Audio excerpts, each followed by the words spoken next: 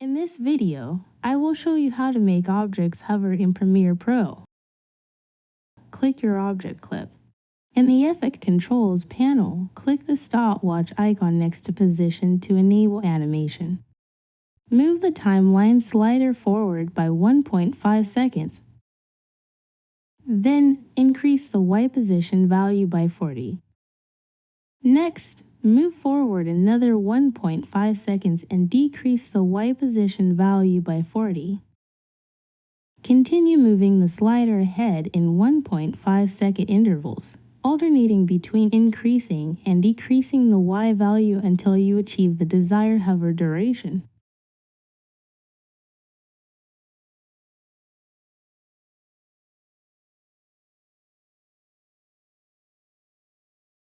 To smooth the motion, highlight all keyframes.